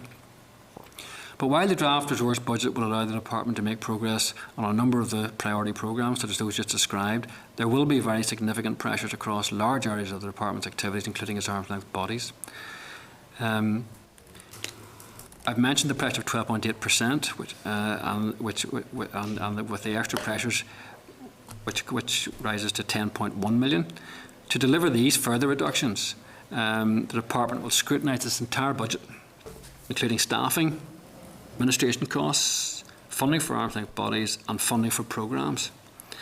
Within the department, reductions of this magnitude will require substantial reductions in staffing, and the proposed voluntary exit scheme will be important in assisting in this regard. Action will also be required to constrain costs, for example, by disposing of the transferred military sites that we talked about, Shackleton and St Patrick's, and to reduce discretionary spend, for example, in the area of research, which we have to reluctantly cut back. Funding for arm's length bodies and for programmes will also be impacted, and the emphasis in making any reductions in this area will be on ensuring that statutory responsibilities can continue to be discharged, that contractual commitments are met, and the programme for government and ministerial priorities are progressed as far as is possible within the resources that are available. While the department will seek to ensure that impacts on frontline services are minimised, it will not be possible to fully protect budget areas from the impact of the proposed budget reductions. The department has asked arm's length bodies to identify the implications of 10% and 15% reductions. Those were the broad figures advised by DLP to all departments before the detail of the budget was known. And we've also developed a draft workforce plan to reduce the departmental pay bill by 12.8%. Officials are currently developing a range of options, taking account of the reduced allocations and the known pressures for submission to ministers for approval. The department was successful in 2014-15 in receiving additional funds of 3.8 million for the China office and for the TBUC programme. Most of that was for TBUC. 3.5 million was for TBUC. And the department will bid again in the first monitoring round in 2015-16 in respect of the China office and TBUC. We've no idea what the prospects of success are in the current environment. In respect of delivering social change, creating opportunities and tackling disadvantage remains a key priority for OFM-DFM and the executive in 15-16. And the draft budget provides 15 million capital and 14 million resource, which is the same resourcing level as last year, for the executive delivering social change agenda. And that will support the ongoing rollout of the Social Investment Fund, the Childcare Strategy and Delivering Social Change signature projects. The Delivering Social Change delivery framework will ensure that disadvantaged areas of our community and vulnerable groups will continue to be supported to address persistent patterns of poverty and disadvantage. And OFM-DFM will continue to take forward the Social Investment Fund to promote prosperity, employment and sustainability in partnership with other government departments, organisations and disadvantaged communities. The department has drawn up a high-level assessment of the impact of the 2015-16 budget, Chair, as I mentioned, and will place this on its website before the end of the week. And I'll ensure the committee receives a copy of this. And this will help to inform responses to the consultation, which ends on the 29th of December. In addition, officials have met with all our arm's length bodies. We had a general meeting on Monday of this week, 24th of November, which we outlined the budget, the potential impact, and discussed with them the implications for them as organisations. And I'm aware the committee has also written to arm's length bodies asking them to give some sort of response to the budget. And the department will continue to engage with our arm's length bodies throughout the consultation period. So that, Chair, is a summary of the high-level impacts that we see of the budget on the department. I'm happy to take any questions members will have. Okay, thank you. You've covered some of the issues that I wanted to raise, but I just want to give you an opportunity to be completely clear about them. The OFM-DFM is facing 0.6% reduction in relation to non-ring-fenced resource DEL budget, which is significantly less than other departments. And in view of the level of reduction proposed in the draft budget, how does that compare with the 10% and 15% that you're asking arm's length bodies, for example, to plan for? Well, thanks, Chair. It is correct to say that in the table I set out, which compares the baseline position for 2015-16, which is essentially the roll forward of the opening position for 14-15. It compares that baseline position for 2015-16 with the draft budget position. The difficulty with that comparison is that the draft baseline position doesn't include monies that we would have got in year and wouldn't include the HIA, but the draft budget position does include those money which we'd expect to get in year. So what you're comparing is an opening position without all the in-year monies with the draft budget decision with the in-year monies already in. And that's why we get a reduction of 0.6% when you compare the headline figures. Now, it's arithmetically correct, but it doesn't give the full picture of the impact. When you take out the HIA, which is a central ring-fenced budget, which if we don't spend goes back to DFP, and if you put the extra allocation for VSS to one side on the basis that that has to go to VSS, then we're left with a 12.8% reduction for all the other areas of the department, as I mentioned earlier, and that represents 8.4 million. And that is before we consider any additional pressures or we consider any recurrent pressures. And I mentioned the China office and the International Relations office, which we got funded in a year. That's before we take account of those. So we reckon the real pressure on us is about 10.1 million. Okay, well, let's look at the arm's length bodies, because some of those are providing some fairly significant services to important sections of the community. Senior officials met with arm's length sponsored bodies on Monday to discuss the 2015-16 budget, you had said. We did, Can you give us a bit more of an update in relation to those discussions, and what type of concerns were raised by the bodies in terms of their ability to fulfil their statutory functions vis-a-vis the reductions they're being asked to plan for? Well, we haven't given the arm's length bodies a final figure of what their budget will actually be, because we have to indicate to ministers the various scenarios and the impact that those would have, and let ministers arrive at a decision. So what we were talking to the arm's length bodies about was the impact of the two scenarios of 10% and 15%. The actual figure is likely to be could well be different from that. But in general terms, the arm's length bodies have already made 4.4% of a reduction this year, and that counts towards the 10%. So a 10% reduction really is the reductions they made this year carried forward plus an additional 5.6%. Now, the responses we got from the arm's length bodies differed, and it differed to some extent depending on the size of the organisation in particular and the nature of the functions they actually discharge.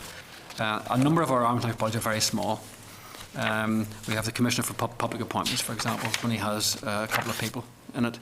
We have the Attorney General, which has a relatively small budget. We have the Commissioner for Older People, which hasn't been in place for very long, and his budget actually hasn't yet settled down. And then we have at the other end of the equation, we have a fairly large arm's length bodies like the Equality Commission, like the Strategic Investment Board and so forth. So they're bodies of different size, and the issue there is that when you take progressive reductions of bodies which are relatively small, they quickly get to their irreducible minimum, if you like. The basic core staff they need just simply to run the office, and the only further reduction they can make is by taking out staff, and we have quite a number among our 14 arm's length bodies who come into that category. Then we have others, or in fact most have some form of a statutory function, and the concern and the discussion we had with them was what would the impact be on their statutory function, and they were giving us an indication on those scenarios that probably at the 10% reduction, while it differed from arm's length body to arm's length body. For most of them, they start to have some concern about discharging their statutory function, but when we got to 15%, they did feel it would have an impact on their capacity to discharge some of their statutory functions. The other key point was that since a large part of these arm's length body, in the main, is made up of staffing, they require access to a voluntary exit scheme or to some means of allowing staff to leave the organisation. The voluntary exit scheme that's being looked at the moment is for the wider public sector. The timing of that is currently being looked at is likely to be the first staff that are likely to leave under that, depending on how it goes forward, is going to be about halfway through the year. So even with access to that scheme, Chair, the reduction is going to be affected halfway through the year. Halfway through 15-16? Halfway through 15-16. So the real issue... What stage of development is the scheme at? Well, the Central Finance Group, or Central Personnel Group, has pulled together some outline proposals, but they haven't yet been signed off. But the broad timetable that they're giving us is that they would expect at the earliest any staff could leave would be September, and they would leave in tranches towards the end of the year. So any savings made there are only going to be half-year savings. But the real difficulty that our arm's length bodies have is that, in fact, the voluntary exit scheme as currently set out might not be really relevant to their staff, because it relates to the number of years of service that you have, and many of our arms length bodies have only been Continue. created for a short period of time, so really the staff wouldn't have the service to make it worthwhile going. And it also is more focused towards those who are probably coming towards the end of their career. Is And that some being of them wouldn't. communicated to those arm's length bodies? Well, it Yeah. has, because the outline of the voluntary exit scheme is already on the HR Connect scheme. It's available on the website. It's already there now. It's possible the final scheme may tweak that slightly, but it's there for everyone to see, and they are aware that for most of them, it really, even if the scheme is available, it's not going to be one that's going to be attractive to their staff. So the issue we're going to run into fairly quickly is that we have arms length bodies who are going to have difficulty in making any reductions, even if a voluntary exit scheme is available.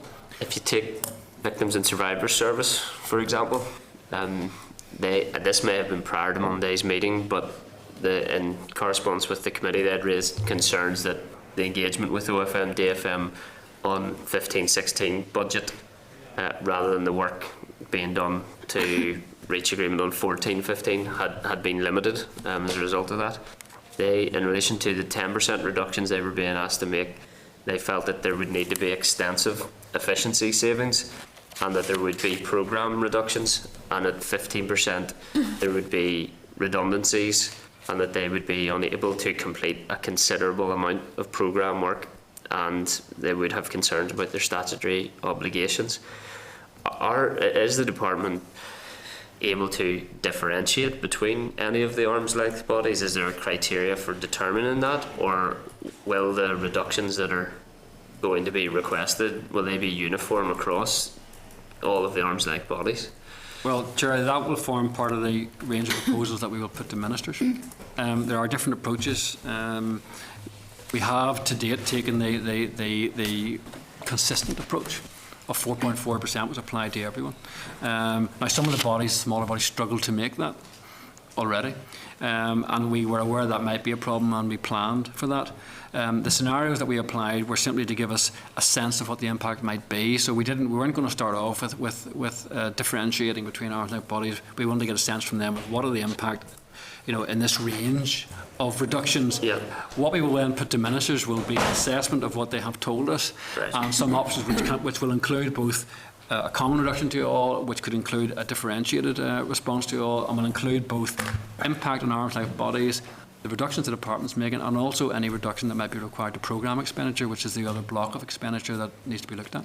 One further question in relation to Victims and Survivors Service. Have they, given the complete uncertainty that the department gave to Victims and Survivors Service this year in terms of budget and in-year monitoring additions and all the rest of it, have they been given with a clear baseline for 15-16 to make these types of planning proposals then? We haven't yet given out baselines to any organisations for 15-16.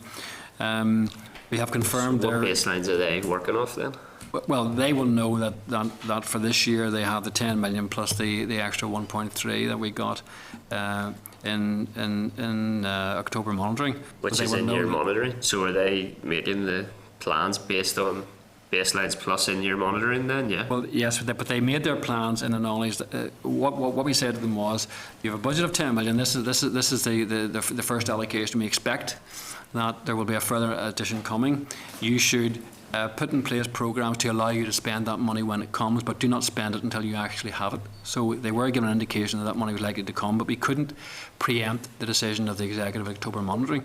But they did seek applications to schemes, and they did make plans so that when the money came in, they were in a position to actually spend it. Going forward, the Finance Minister has made clear that there's £3 million available, an additional £3 million for victims, so they will know that funding is there. Now, we will still be seeking to apply efficiency savings to VSS as we did last time with the 4.4%, as we will be applying to other arm's length bodies.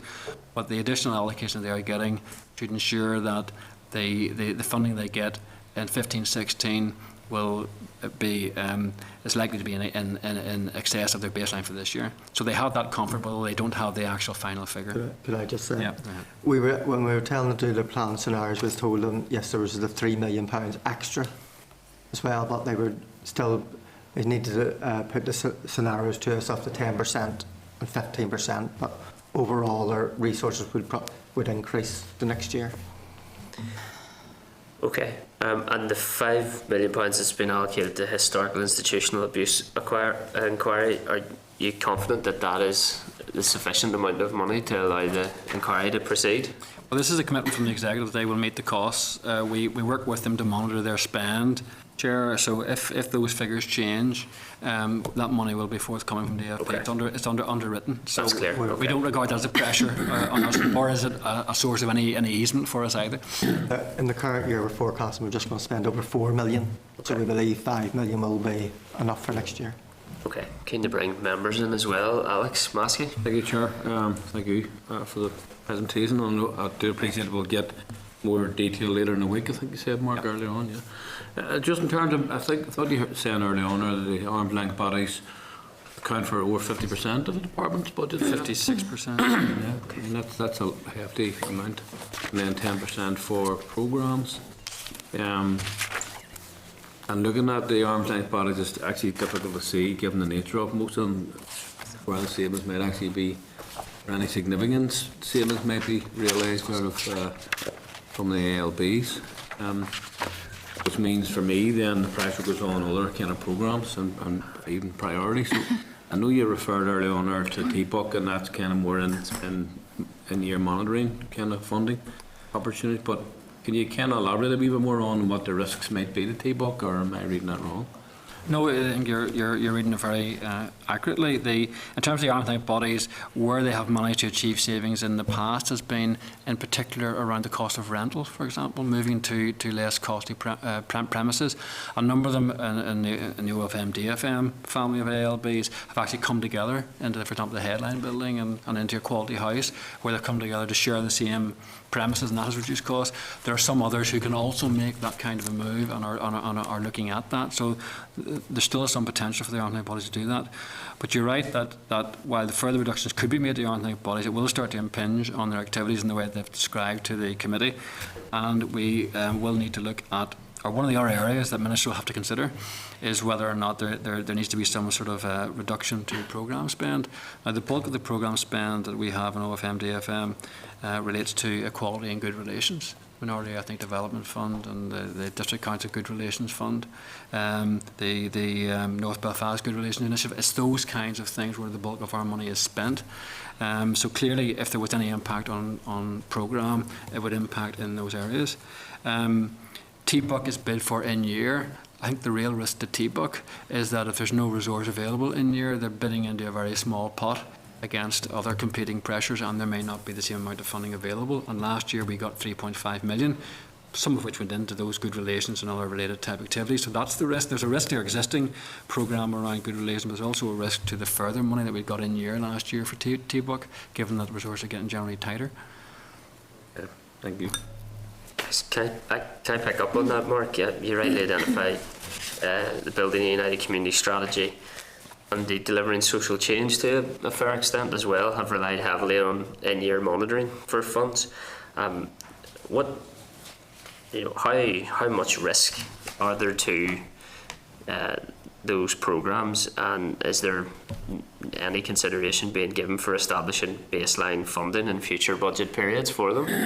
Well, I think we should distinguish between delivering social change and the TBUC. Delivering social change does have a baseline associated with it, and for 15-16 the executive has identified 14 million resource and 15 million capital, which is the same as this year. And as I said earlier, that will allow us to continue to roll out our programmes. Now, I haven't said that there have been pressures in year, and we have bid both on our own behalf and on behalf of other departments to support that. So obviously there's potential pressure there. TBUC is predicated on in-year bids. It isn't baselined. So obviously there is going to be a pressure for all departments who are taking forward TBUC type programmes. Having said that, a number of departments have received some funding for TBUC and have been able to add some of their own baseline funding to enhance that. So they may be able to continue some of those programmes. The other opportunity is for where TBUC programmes have proved to be effective is for them to be mainstreamed and maybe to replace other programmes or to be combined with other programmes. So some of this activity can be taken forward through existing departmental spend. But I think it's the additional in-year funding of TBUC that really is very difficult to predict at this point, given how tight resources are going to be.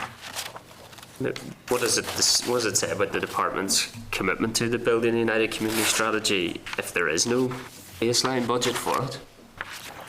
Well, I think departments faced with the sort of pressures that there are will take the same approach that we took, which is to look at in broad order of priority, what are your statutory responsibilities, what are your contractual responsibilities, what are your programme for government commitments, then what are your ministerial priorities, and go in that order and see what you're able to do, and then make choices and make decisions.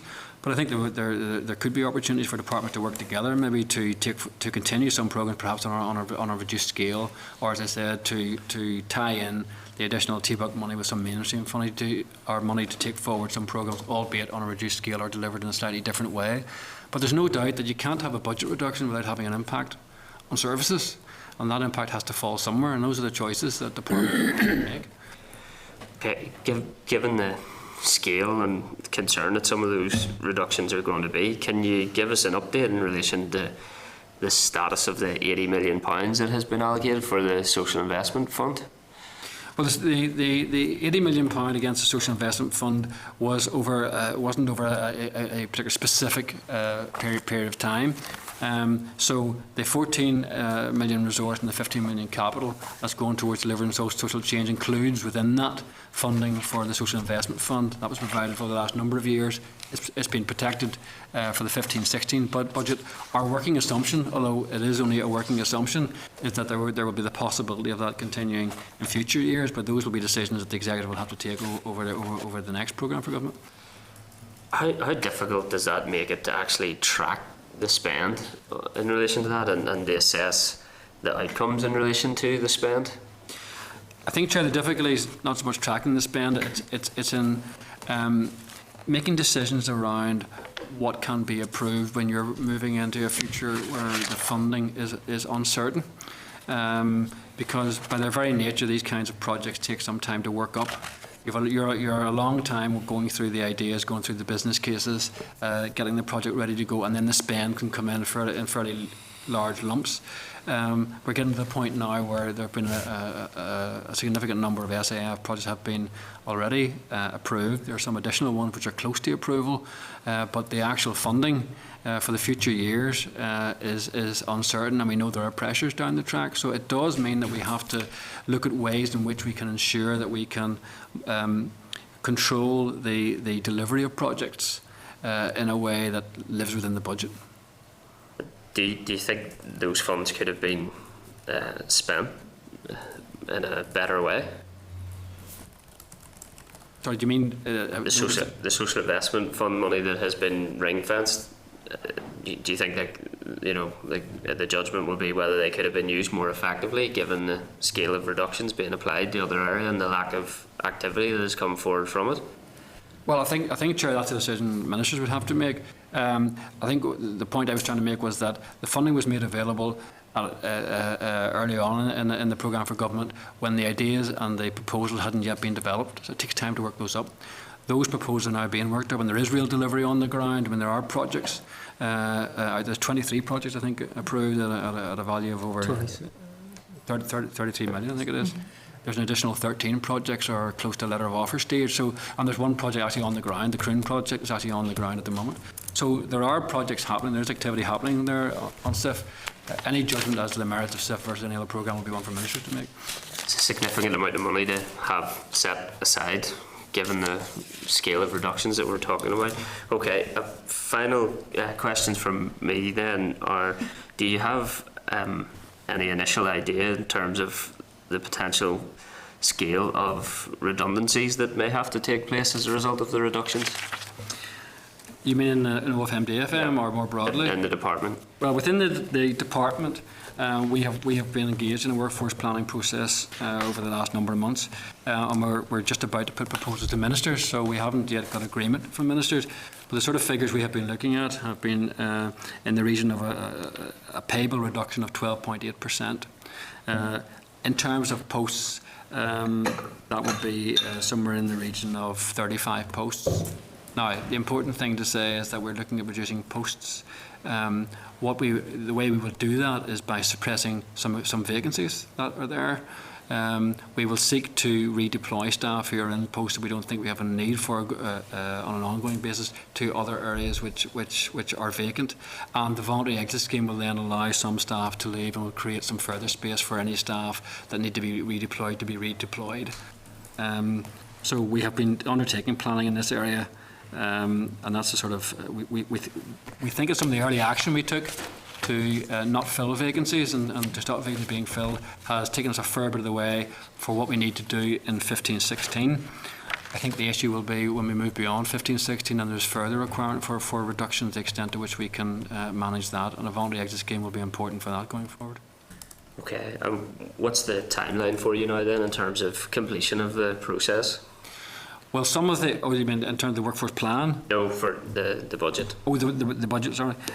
Well, we will get this high-level assessment out before the end of the week, and say we'll copy it to the committee. We'll then be waiting for any responses to consultation, which finish on the 29th of December. We will be putting proposals to ministers then after that to get a clear indication from them as to how they want to come forward. And at that point, we will have more detailed proposals and allocations to make known, which will be in the new year. Okay, thanks very much indeed for your presentation. The publication you'll be making on Friday, you'll send that direct to the committee then? We will do. Yeah. Okay, that would be helpful. Thanks very much indeed for your presentation today. Thank you. Yeah. Thank you. Okay, members, are members content for staff to draft a response from the committee to the Committee for Finance and Personnel on the draft budget for consideration at our meeting next week? Agreed? Okay, and would members also be content to agree that we forward a copy of the Joseph Rowntree Foundation research to the department and to the Committee for Finance and Personnel for consideration? Sorry, Clerk, yeah. Sorry, the Department for Committee for Employment and Learning for its note as well.